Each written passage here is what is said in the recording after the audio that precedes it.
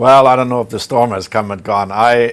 We were never that negative on China and saw it never as a hard landing risk as many short sellers in the United States wanted people to believe. So, however, there's no question that in the second half of the year, the Chinese economy is picking up momentum, and I think the gratifying thing for the Chinese policymakers is that this momentum is largely driven by domestic demand, and I think that's what China wants, that's what China needs, and it's going in the right direction.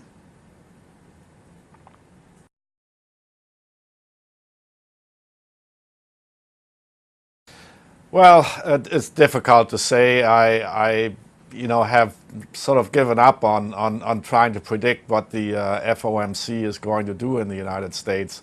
They've been so inconsistent in their policy making and communications that it's very, very difficult to make real sense out of it.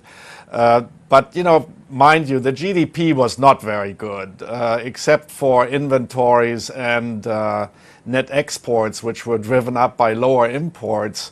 There was nothing to write home about. As far as the job figures are concerned, yes, we had more jobs than expected, but we had fewer aggregate working hours, which means that the economy is not actually picking up steam. And under those circumstances, we expect the full year GDP to be at 2%, which is well below the Fed's expectations of 2.3%. So, yeah, they may taper in January.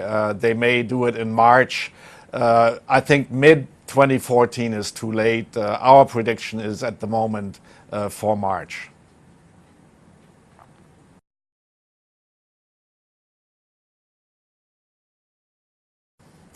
Yeah, I mean, if you look at it right now, they are buying 85 billion in bonds of various kinds per month. If we start reducing that by 10 or 15 billion per month over a certain period of time, I don't think it's going to make that much of an impact. I think the fear and concern of it beforehand is much larger than what will actually happen in terms of the withdrawal of liquidity.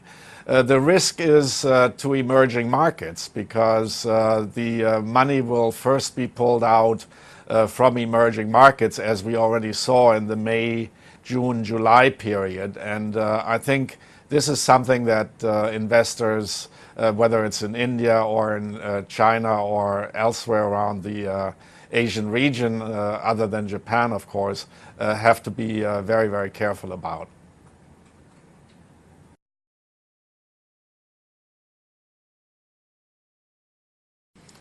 No, I do not believe so. I think the equities will tend to move with the fixed income instruments.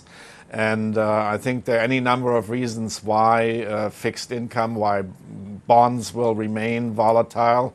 There are many reasons why currencies will probably remain volatile. So the policy-driven markets are always going to be very, very jittery.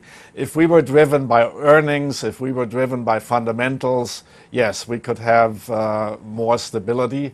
But as long as markets are driven by policy events, I think there's going to be continued volatility in markets.